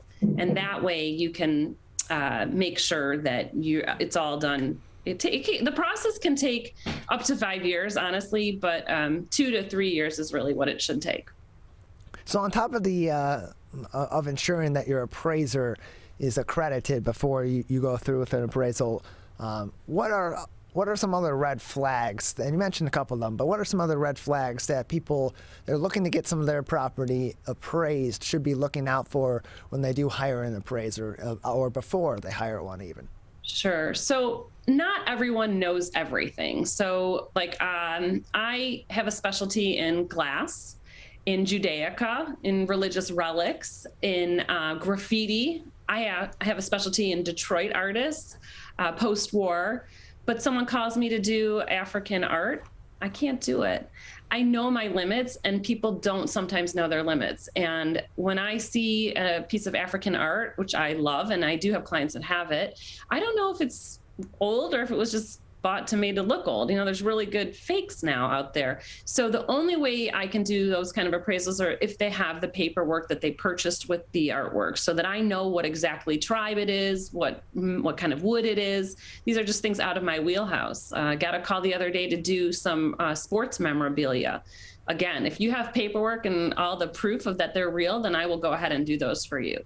Asian art, there's no one in Michigan that can do Asian art. If you've got Asian art in Michigan and someone calls me, I tell them, do not use anyone in Michigan. You're gonna have to go to New York for it. You're gonna have to go somewhere that someone has that specialty. And most likely it's an Asian art specialty, and that's all they'll do. So it's really important to ask the right questions when you're hiring an appraiser. We're joined by Terri Stearn. She is the founder of Detroit Fine Arts Appraisals, with us on the Megacast. You also work with Le Shop 2 out of Kegel Harbor. It's a consignment shop for mid-century and fine furniture as well. Tell us about your partnership with them and some of the services that you help provide to them, as well as maybe even their customers. Sure. So we were connected through our PR person. Sari Chickerell was their PR person and my PR person. And I had a client who had like a $30,000 painting, and she wanted to sell it. And I had no idea. This was out of my wheelhouse again. And I was reaching out to auction houses, and Sari connected me with Le Shop 2, and they were selling iconic furniture, and they had some art. But when I started entering with them, we really brought the art level up. Now we have, we sold a Roy Lichtenstein, we've sold Keith Haring, we've sold Banksy, not just decorative art anymore. So it was a really wonderful partnership, and it was great because then my clients had a way to sell their artwork. It's an amazing store. It's 16 or 17,000 square feet, and we're adding on 6,000 square feet because when we partnered, we realized there was such a need for selling art. There was also a need for auctioning art. There's 2 different ways to sell art. Obviously, you can sell at secondary market, or you can sell at auction. And with auction, you get a higher commission rate for your client. So it's kind of nice to be able to use that option. So we started an auction house, which we call Le Shop Auction House. And actually, our next auction is December 5th, and we've got some amazing art that's going to be on it. So tell us a little bit more about that auction that will be coming up on December 5th. You mentioned it's going to have some amazing art that will be available for people to bid on and purchase at that auction. What are some of the pieces that people may be, or kinds of pieces that people may be able to find at that auction that may be of interest, so they can prepare themselves for that auction? All right. Well, there's something for everyone. The bidding starts at $50 to $45,000. But my favorite piece in the auction right now is we have a Victor Vasarely. He was an op artist from Hungary, and it's an original, and it's a showstopper. When I walked in the house and the client showed it to me, I just was floored. It was beautiful. I've seen and sold a lot of Vasarely's artwork, but not an original. So this is kind of exciting for me. We also have an Allen Hauser War Pony, which is an amazing Southwestern bronze piece. We have the cutest little Toshiko Takazu. It's called a rattle vase, and it's a ceramic vase, and it has a little rattle in it, and it makes a little rattle noise, and it's just such a cool piece.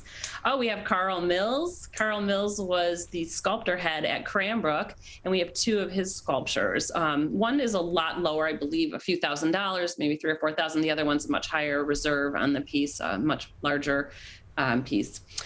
We also have a Robert Natkin original that is also showstopper. It's a really large, beautiful, beautiful piece.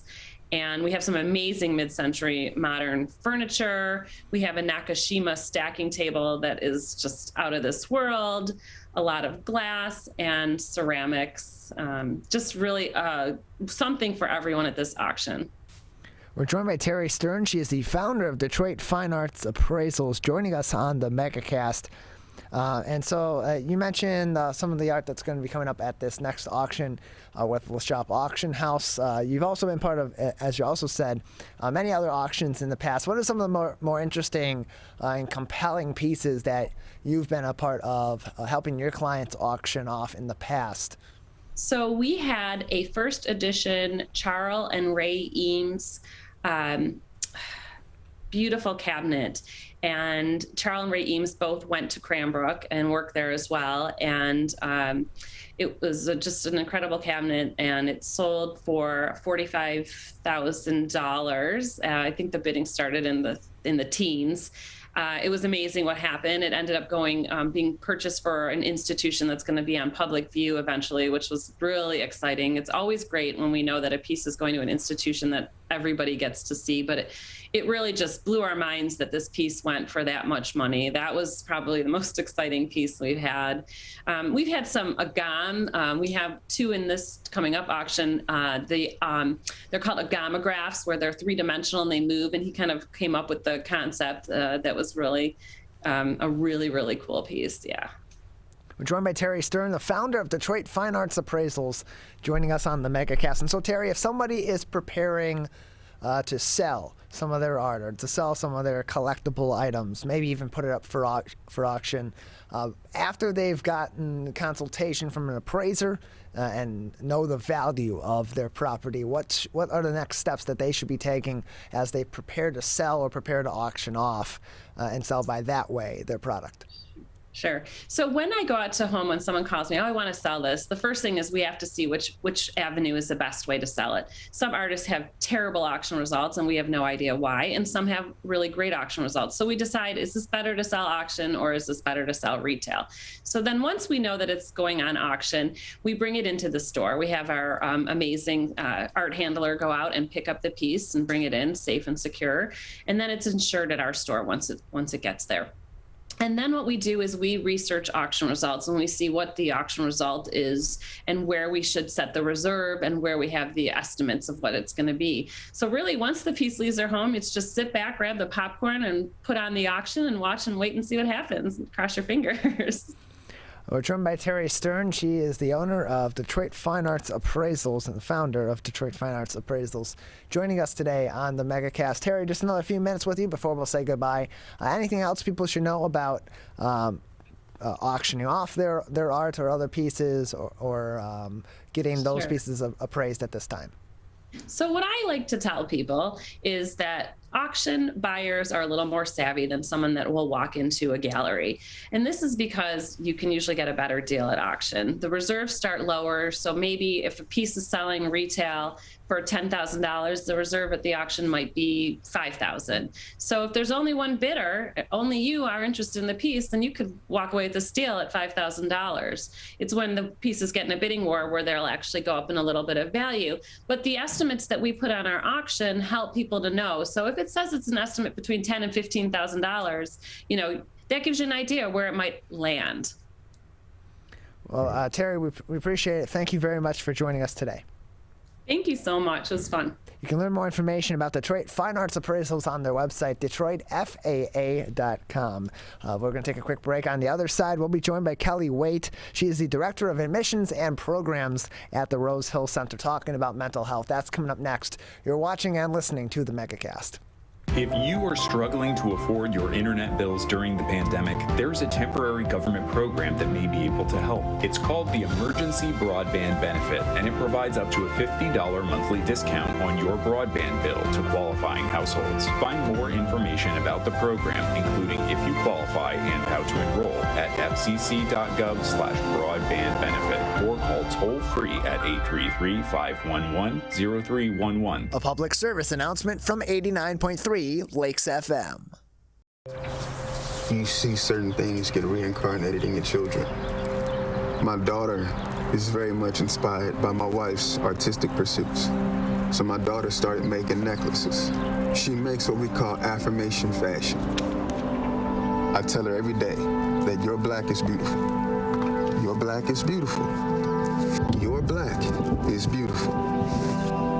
And if there's anything better than being beautiful, it's being smart. And if there's anything better than being smart, it's being kind. And reaffirming that every day is our method of making sure her chin never drops. My dad wasn't around, and I remember riding a bike and falling off and cutting myself, and me never just wanted to get back on it. People ask, how your children learn how to ride a bike? And you did. I didn't teach them. I just created an environment where they taught themselves, and all I had to do was be there.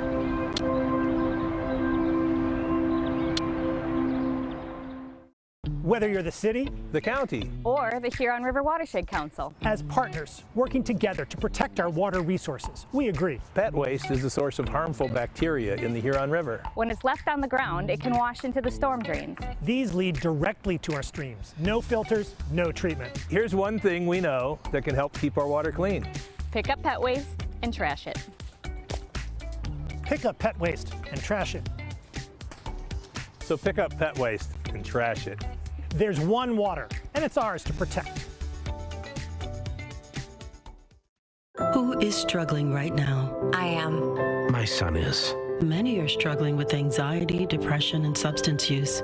Before it becomes a crisis, reach out to MyCal, the Michigan Crisis and Access Line, for free confidential support 24/7. Available in the Upper Peninsula and Oakland County. Just call or text 1-844-44-MyCal or chat online at michigan.gov/MyCal. A message from the Michigan Department of Health and Human Services. Motorcyclists are hard to see. To keep everyone safer, it's important to always look for them and know where most crashes occur. 84% of motorcycle and vehicle crashes happen on streets, not highways. And most crashes with motorcyclists occur when vehicle drivers are turning left. So before turning, especially to the left, make sure you look for motorcyclists. Then look again. It could save a life. To Sophia and Gabriel. Even though these old knees can't follow on your adventure to the forest today, these flowers represent my love. These stitches and threads join us together. And wherever you see a flower, a bird, a beautiful tree, know that my love is with you. Make the forest part of your story at a park near you. Find one at discovertheforest.org.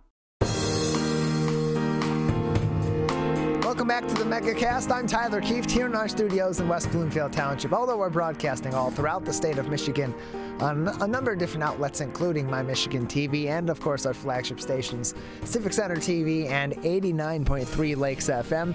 You can join us on any of those outlets and learn more information about them, as well as find us online by going to our website at civiccentertv.com and clicking on our Megacast link.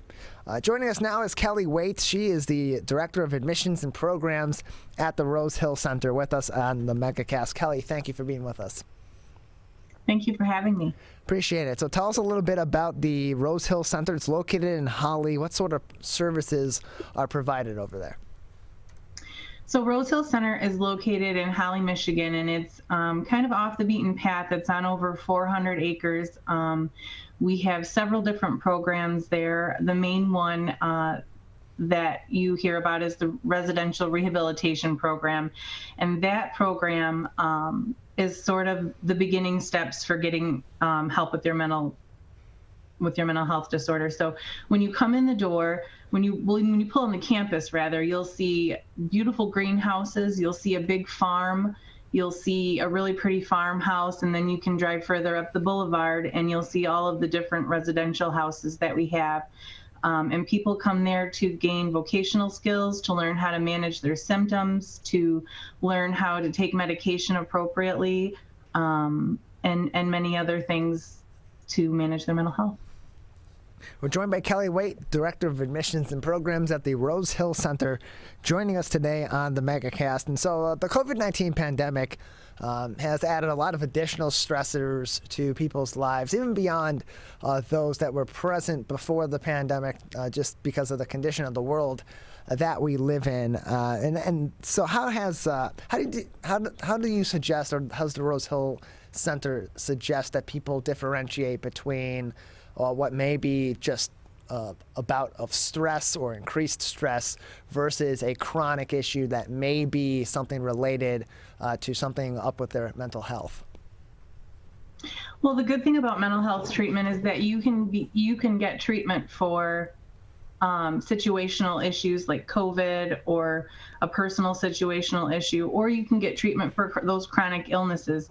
At Rose Hill Center, we treat people who have depression and anxiety, which are two of the main symptoms you're hearing from folks who are struggling due to the pandemic.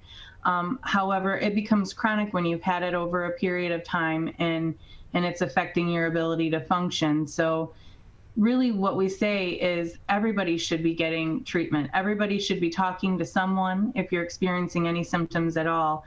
Your treatment team, regardless of who they are, will help you determine whether it's chronic illness or it's a situational issue and help you get the treatment that you need. And then, so of course, over the last 20 months or so, while we've been in this pandemic, certainly after a few months into this crisis, mental health became much more of a topic of conversation. That stigma that's always sort of surrounded people having mental health issues or admitting that they may have some issues to address with their mental health isn't as prevalent as it was before the pandemic. Still kind of there in some ways and others, but certainly mental health has become something that's more of a focal point across the board in our society now than it was 20 months plus ago. But for a lot of people, that first step of either realizing or considering that they may have an issue that needs to be addressed, or some multiple issues that may need to be addressed, that can be a really tough first step. For individuals, what suggestions do you have, or does your organization have, in terms of them evaluating whether or not they may need some services, and then steps that they should take to be able to not only seek those services, but be honest about the way that they feel and their mental health condition?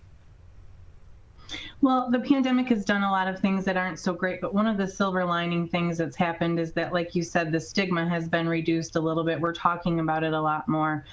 One of the biggest things is to talk to the people who are in your life. Talk to your family, your parents, your partners, your friends, your coworkers. If you notice that something is just a little off with you or feels a little different than it usually has, the people around you are noticing as well. And that might be a good indicator on whether or not you need to call someone else, call a therapist, talk to your doctor.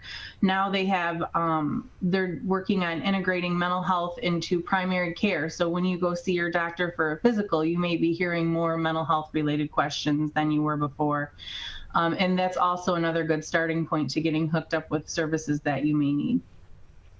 We're joined by Kelli Waite. She's the Director of Admissions at the Rose Hill Center, joining us today on the Megacast. And so for individuals, is it tougher for them generally from what you have noticed and from the standpoint of the mental health services community? For individuals, is it less common for them to be the ones that are usually the people that onset the seeking of treatment, or at least the consideration of seeking treatment? As you said, you suggested, having those conversations with people in your life about the way that you're feeling, especially if something feels a little bit off or feels a little bit different. Is it usually, how common is it for the person that is seeking mental health services to seek it out of their own consideration and self-reflection, as opposed to off of a conversation from someone else in their life?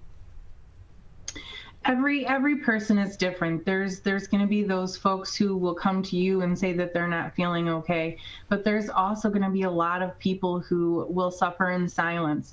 They will look around and say, well, I don't have it as bad as this other person, or, you know, things aren't going too bad, so I'm just going to try to power through. So I feel like it's probably a pretty good combination of reaching out to other folks, but also reaching out to the people in your life if you notice something is different, or they're struggling a bit more. A lot of times with mental illness, because it is illness that is based in your mind, it is really hard to accept treatment and to talk about your struggles and to admit to some of those things that are going on. So if you're somebody who's trying to support somebody who is struggling a little bit more than they were before, or experiencing symptoms that they weren't before, it's really important to just kind of be straightforward when you talk to them, but also do it in a non-judgmental manner. You want to make them feel safe to talk to you and feel like you're not judging what they have to say. A lot of times people won't say things because they fear that their problems aren't as big of a deal as they think they are, or people aren't going to think that, you know, that they need help, or that they're that bad. The other thing is you want to use I statements. So instead of saying like, you need to go get treatment, or you need to talk to somebody, you could say something like, I feel like you might be struggling more than I've noticed in the past little bit. Can you tell me what's going on? Leave it open-ended questions and let them kind of come to you with what they're comfortable with. Because a lot of times they'll share little tidbits of things that are going on, but they're not going to tell you the big issues that they're struggling with. We're joined by Terri Waite. Kelli Waite. She is the Director of Admissions and Programs with the Rose Hill Center, joining us today on the Megacast. And so for those that may be seeking mental health services on a more extensive level, or even on a more acute level, like you mentioned at the beginning of the interview with the Rose Hill Center, how do they go about seeking those services from your organization? Does it have to be a referral, or can people inquire about those services themselves? So we have a website. It's called rosehillcenter.org, and most of the people who come to us have just seen our website, found us through Google, heard about us through other folks who have been touched by our organization in one way or another. And we have an admission line phone number on there, and you just call the number. You can also email in if you're not quite ready to talk to someone just yet, and we will reach back out to you. So yeah, you can just call us. You don't have to be referred. Again, that website, as Kelli mentioned, is rosehillcenter.org, rosehillcenter.org. And so Rose, this morning, earlier on, we had ran an article from the Detroit Free Press about the increase, almost a 20% increase between April 2020 and April 2021 in drug overdoses. Often we see situations both where mental health issues can lead somebody into substance use or substance abuse issues, or vice versa. Over at Rose Hill Center, does your organization also provide mental health services to those that may be having additional substance use or abuse issues as well?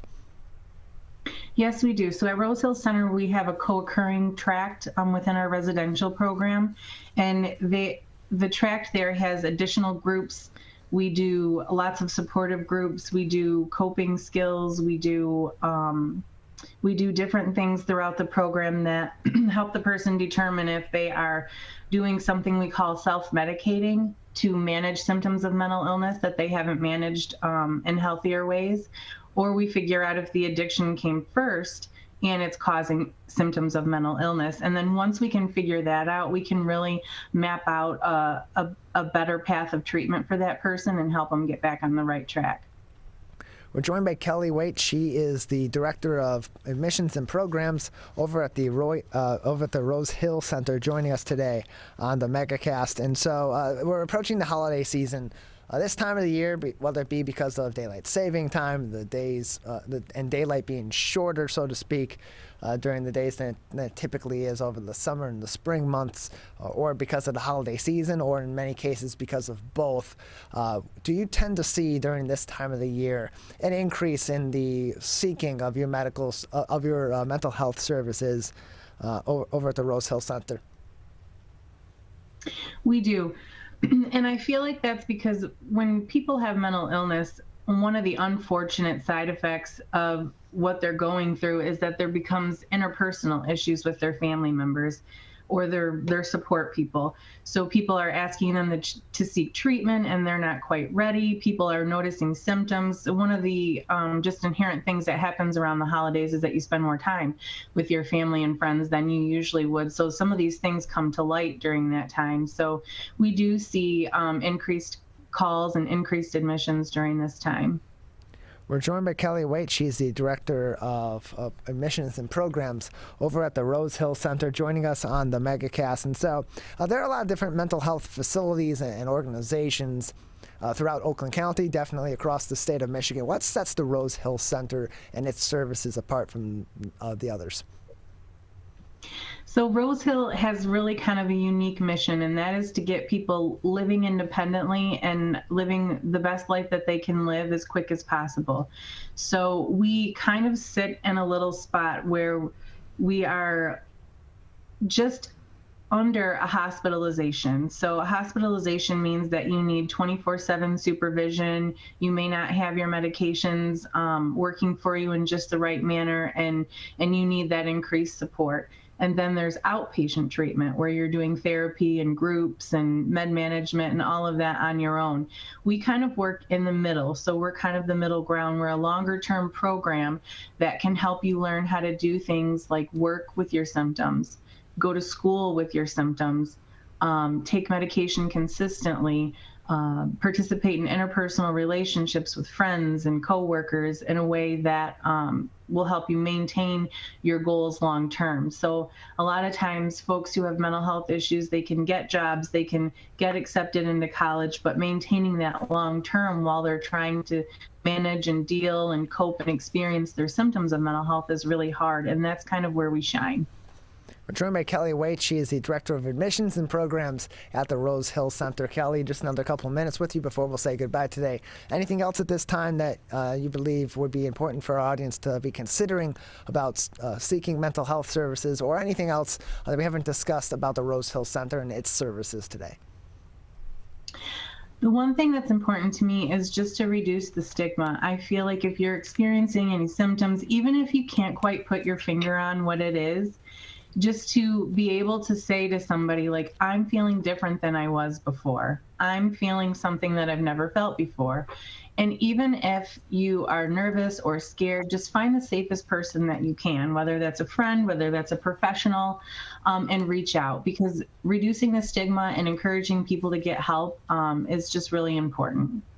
Well, Kelli, we appreciate your time. Thank you very much for joining us today. Thank you. Again, you can learn more information about the Rose Hill Center and its services by visiting their website at rosehillcenter.org. Again, that is rosehillcenter.org. Just a few more minutes in today's edition of the Megacast, and we are going to wrap up today's edition of the show in just a couple of minutes. So big thank you to everyone who joined us on this edition of the Megacast. Of course, Kelli Waite, the Director of Admissions and Programs over at the Rose Hill Center. Terri Stearn, the founder of Detroit Fine Arts Appraisals, for joining us as well. The head chef over at the Bush's Fresh Food Market for joining us on this show. That was Rebecca Waldron with them. A big thank you to her for joining us to talk about some of their Thanksgiving services and other services as well over there at Bush's Fresh Food Market. Dr. Manu Malhotra from the Henry Ford West Bloomfield Hospital for talking to us about the COVID-19 pandemic, the alarming spike in cases here in the state of Michigan, as well as how COVID-19 is affecting children at an increased rate. And then, of course, C. Scott Lovejoy, our first guest of the day today, the owner of Back to the Past Collectibles, and tell us about their upcoming giant-size comics auction coming up on Saturday, November 27th at 6 p.m. You can find all of our interviews as well as our full show on demand on our website on civiccentertv.com by clicking on our Megacast link or typing in civiccentertv.com/Megacast. In addition, on that page, we have links to every single one of our partnering television, radio, and other media outlets that join us both live for our 10 a.m. to 12 noon Monday through Friday shows, as well as live to tape throughout the afternoons, evenings, and weekends as well. So you can learn more about other stations and outlets throughout the state of Michigan who are providing great Michigan-centric content as well as community-centered content in many local areas, including Lake Orion, Southfield, Birmingham, Bloomfield Hills, Bloomfield Township, Troy, and more, all across the board on TV and on radio. A big thank you to our crew as well. Calvin Brown, our studio producer, and our board operator who joins me here in the studios for 2 hours every day, Monday through Friday, and is in here for 3 hours now every Monday through Friday between our live edition of The Splash on Civic Center TV, Greater West Bloomfield's news magazine show, as well as the Megacast. Big thank you to him. Jared Clark, our Zoom producer, who's also with us for all of our morning shows as well for that 3-hour marathon. Big thank you to him also.